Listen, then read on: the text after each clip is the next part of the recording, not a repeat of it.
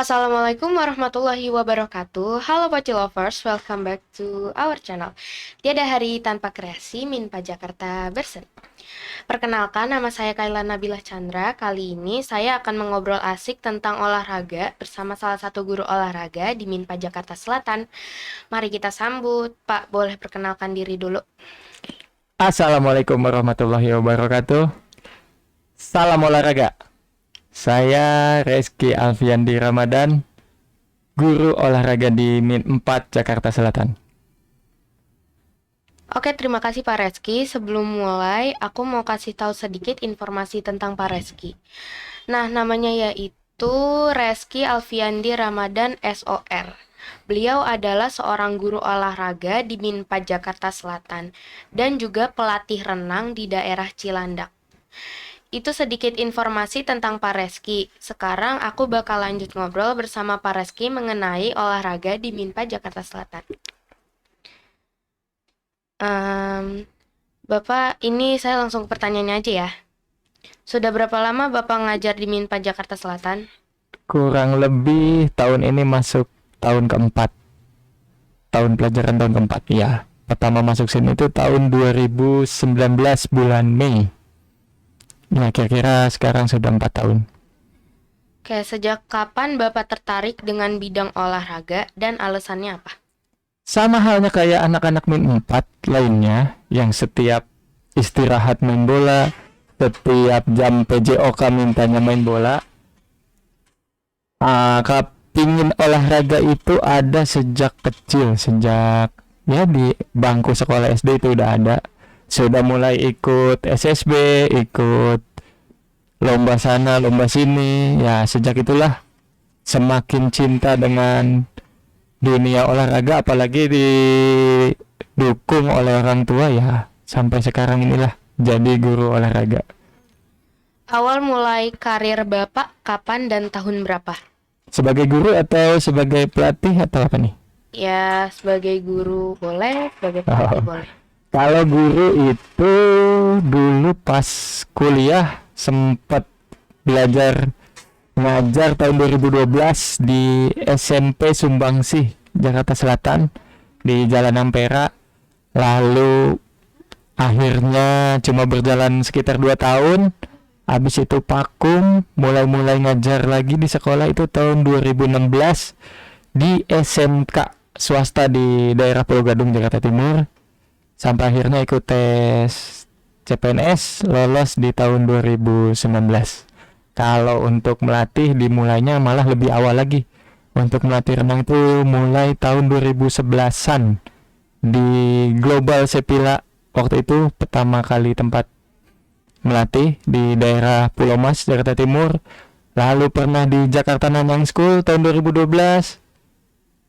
Dan sekarang itu melatih di Usman Harun Sport Center di daerah Cilandak KKO dari tahun 2017 sampai sekarang masih berjalan. Alasan Bapak ingin mengajar di Minpa Jakarta Selatan itu apa? Sebenarnya kalau ngajar di sini itu bukan keinginan pribadi ya, karena waktu itu tes CPNS itu kita nggak tahu ditempatinnya di sekolah mana, jadi hitung-hitung tebak-tebakan lah gitu. Kita ikut tes, lolos, dapat SK, penempatannya di sini ya suka tidak suka, mau tidak mau ya harus dijalani gitu. Sebelum Bapak mengajar di Minpa Jakarta Selatan, apakah Bapak pernah mengajar di sekolah lain? Pernah, yang tadi saya bilang bahwa di 2012 di SMP Sumbangsih, lalu 2016 di SMK Al-Wasliyah daerah Pulau Gadung, Jakarta Timur. Lalu pernah juga di SMK di Cibinong swasta, SMK Teknik waktu itu pernah juga. Lalu akhirnya sampai sekarang itu di sini dari tahun 2019. Pengalaman apa yang Bapak dapat saat mengajar di Minpa Jakarta Selatan? Banyak pasti ya, dari sehari-hari mengajar langsung anak-anak. Pengalaman itu selalu ada, bukan hanya mengajar sebagai guru, juga guru belajar ya, ikut anak-anak belajar, guru-guru juga belajar bagaimana cara menghadapi anak yang wataknya A, wataknya B, wataknya C. Banyak sekali perbedaannya, karena kalau setiap kita masuk kelas kan yang kita hadapi bukan satu jenis murid ya, karena ada 30-an, ya pasti isi kepala dari 30 anak itu beda-beda ya. Itulah pengalaman yang kita ambil. Ada pengalaman sedih, senang, ya kita jalani aja. Pada saat Bapak mengajar, apakah Bapak pernah dapat pengalaman yang membuat Bapak kesal? Ya sampai saat kalau kesel sampai di bawah hati berhari-hari sih enggak kayaknya. Tapi kalau kesel selewat ya wajar lah. Namanya ngajar usia 6 sampai 12 tahun ya, kenakalannya ya itu aja paling ya. Hanya sesaat kesel sesaat, selesai belajar bercanda-canda lagi ya udah lupa. Udah nggak pernah sampai masukin hati ke bawah mimpi gitu, nggak pernah. Oke, sekarang kita ngomongin tentang olahraga ya, Pak. Boleh. Pak, mau tanya nih, kenapa setiap sebelum olahraga harus melakukan pemanasan dulu? Oh ya, itu kadang-kadang hal yang paling terlupakan atau hal yang sering dilupakan oleh orang-orang ketika berolahraga adalah pemanasan. Karena pemanasan ini fungsinya sangat banyak. Yang pertama bisa menyiapkan tubuh untuk kegiatan yang lebih berat. Yang kedua bisa terhindar dari cedera dengan melakukan pemanasan. Ketiga mempersiapkan otot, bisa menaikkan suhu tubuh dan lain-lain. Ya, kadang orang maunya langsung main aja yang berat, tapi lupa tidak mempersiapkan kondisi tubuhnya. Ya, ibaratnya kalau nggak disiapin, kalau nggak dipanasin, itu langsung kaget, ya berbahaya juga dampaknya. Untuk jangka panjang, memang mungkin pada saat itu kita tidak tahu efek buruknya, tapi di suatu saat nanti mungkin akan terasa efek buruk dari jarangnya melakukan pemanasan. Apa manfaat olahraga bagi tubuh? Wah, banyak banget ya. Menjaga kesehatan, meningkatkan daya tahan tubuh, untuk memperlancar peredaran darah, banyak banget. Ya, pada intinya olahraga itu bikin kita tambah sehat. Kalau bedanya futsal sama sepak bola itu apa? Wah, ini pelajaran kelas 6 ini sebenarnya kemarin ya. Apa kelas 4 ini? Ya, futsal dan sepak bola pada dasarnya gerak atau teknik dasarnya sama, menendang, mengontrol bola, menyundul, menangkap untuk kiper, ya, mengoper passing. Tapi perbedaannya ada di besar lapangan berbeda, jumlah pemain berbeda, lalu gawang berbeda, dan sedikit tentang peraturannya. Contohnya adalah yang mendasar tidak ada offside di futsal, di sepak bola ada. Lalu di sepak bola kalau out dilempar, kalau di futsal itu ditendang. Contohnya seperti itu. Kenapa pemain basket rata-rata tinggi? Gini, setiap olahraga itu punya karakteristiknya masing-masing. Di basket itu tinggi ringnya saja 3 meter.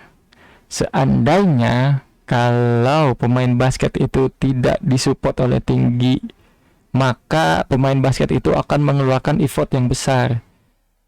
Jadinya nanti harus lompat lebih maksimal lagi, shooting harus lebih melengkung lagi. Nah, maka dari itu ketika pemain basket itu lebih tinggi dan rata-rata tinggi, itu untuk keefektifan dan keefisienan dalam bermain bola basket. Jadi yang dicari pertama karakteristiknya adalah lihat dulu jenis olahraganya seperti apa, maka baru kita bisa menentukan kebutuhan pemainnya seperti apa. Apakah Pak Reski pernah mengikuti olahraga seperti futsal, basket, ataupun olahraga yang lainnya? Futsal sepanjang sekolah SD, SMP, mungkin SMP, SMA aktif di futsal, di kuliah juga aktif di futsal. Kalau sepak bola itu dari usia kelas 2 SD atau kelas 3 SD sudah masuk SSB, lanjut sampai kuliah masih main sepak bola, bahkan sampai sekarang masih sepak bola. Dan mengenal renang pertama kali pun di kampus, sampai sekarang masih berenang. Pak, kalau boleh tahu apa saja nama gerak dasar renang? Gerak dasar renang, yang pertama itu ada body position atau posisi tubuh. Biasanya semakin bagus, semakin rata dengan air, maka renangnya akan lebih mudah nantinya. Lalu yang kedua ada gerakan kaki atau kicking, ya sesuai dengan gayanya, gaya bebas, gaya kupu, gaya dada, pergerakannya berbeda-beda setiap gaya. Lalu ada gerakan tangan, sama setiap gaya juga berbeda. Ada teknik bernapas, ya, di mana mengambil napas melalui mulut, lalu dikeluarkan lewat hidung di dalam air. Lalu juga terakhir ada koordinasi gerak, yaitu koordinasi gerak tangan, kaki, napas dan posisi badan itu harus bagus. Apa resiko saat kita sedang berada di kolam renang? Resiko bahayanya maksudnya ya. Mm-mm. Kalau kita belum bisa berenang, tentunya alangkah baiknya ketika berenang kita harus didampingi oleh orang yang lebih tua atau orang yang lebih pengalaman, yang minimal dia bisa berenang. Kan khawatir kita tidak tahu apa yang terjadi, bisa saja kram, bisa saja sakit mungkin di kolam renang, kita tidak tahu. Makanya lebih baik kalau memang belum bisa berenang, ada pendamping atau ada teman yang mengawasi kita juga. Selain saling mengingatkan, mereka juga bisa menjaga kita dari segala hal-hal terburuk seandainya itu belum bisa berenang.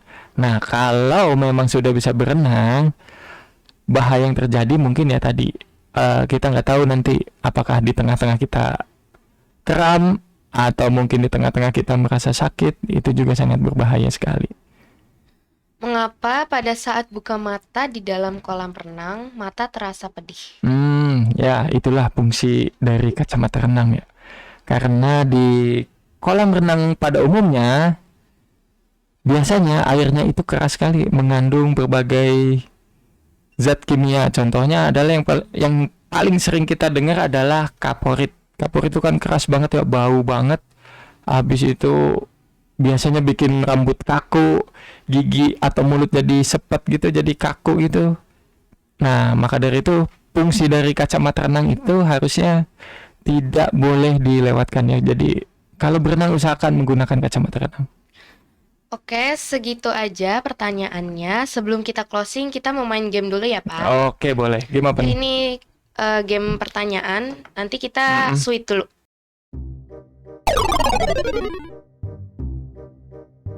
Sweet apa nih?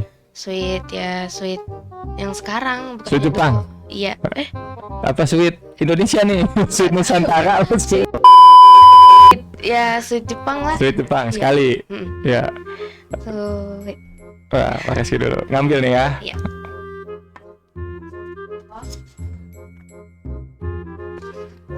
Pertanyaannya adalah perang apa yang tidak menggunakan senjata tapi sangat ramai? Perang apa ya? Wah, ini jokes bapak-bapak nampaknya nih. Perang apa ya? Nyerah ya? Iya. Jawabannya itu adalah perang mulut. Wah, ini sangat lucu sekali jokes bapak-bapak ya. Ayo gantian.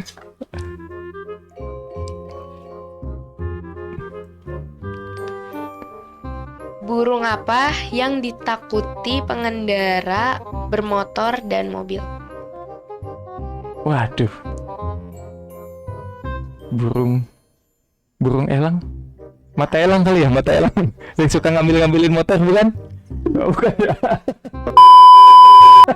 Saya kira mata elang. Apa tuh? Burung apa? Jawabannya kutilang kau 50. Oh, burung kutilang. Iya, bisa. 50.000 banget ya. Oke, sekarang Bapak lagi. Apa nih? Tadi burung, sekarang bis. Nih. Bis apa yang ada di Pocil bin 4? Apa ya? Lupa. Bis apa tuh?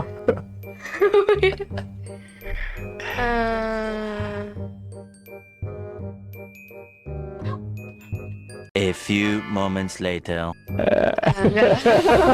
Nyerah. Merah ya.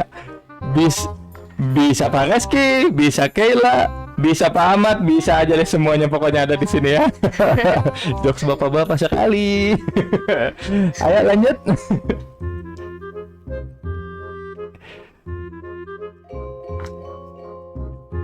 Kenapa anak kelas 2 suka berantem? Rebutin lato-lato kali ya? Salah. Oh enggak, bukan. Saya kira rebutan lato-lato. Rebutan main bola. Salah, bukan. Apa ya? Terus apa? Kenapa? Jawabannya, ya namanya juga anak-anak. Oh, Orang tua mah ngerum nih. oh iya ya. Anak-anak emang ya kalau berantem harus dimaklumin. Lagi nih. Iya, Bapak. Lagi. Oke. Coba yang bawah ini. Kali bukan jokes bapak-bapak ya. Nyangkut. Wah, tadi bis, sekarang saudaranya bibir. Jawab ya. Bibir apa yang tebal dan tak pernah memakai lipstik? Bibir apa ya? Ayo, ini anti mainstream sekali jawabannya. Kayaknya kalau ini kayaknya pernah denger nih. Kalau nggak salah bibir sumur. Wah iya, bibir sumur. Wah 1-0 lagi kejawab. Oke. Bibir sumur itu iya. Kelinci makan rumput, ayam makan dedak. Rumah makan apa? Kelinci makan rumput, ayam makan dedak. Rumah nggak mungkin makan ati dong. Rumah makan. Oh iya. Rumah makan padang ya. Rendang 2 potong ya. Terima kasih Raka. Masukannya masuk Pak Haji. Iya. Lagi? Iya, lagi. Lagi ya. Ini sampai habis apa gimana? Enggak ya. Wah. Ini. Tebak-tebakan Pak Rizky SD ini. Kenapa Superman pakai baju huruf S?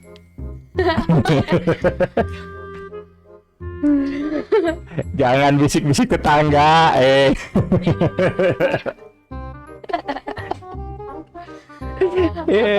Ayo, kenapa pakai baju S? Kalau apa? Gak tahu ya. Karena kalau pakai XL kegedean katanya, makanya dia pakai S gitu, biar pas di badan. Iya. Oke, kita udahin dulu tebak-tebakannya. Iya. Sekarang kita closing dulu ya. Oke, terima kasih Pak Reski atas waktu kesempatannya di Pocil kali ini. Sama-sama Nas. Semoga Pak Reski sehat selalu dan selalu dalam perlindungan Allah. Amin. Oke Pocil Lovers, terima kasih sudah menonton video kali ini. Jangan lupa di like, komen, dan subscribe. Sampai ketemu di video podcast bersama Bapak, Ibu, Guru, dan yang lainnya. Sama-sama Pak Reski, kita closing podcast kali ini dengan moto Pocil kita. Apa nih motonya? Tiada hari tanpa kreasi Minpa Jakarta berseri. Tiada hari tanpa kreasi Minpa Jakarta berseri. Oke. Bareng-bareng nih? Iya. Oke, sip. 1, 2, 3.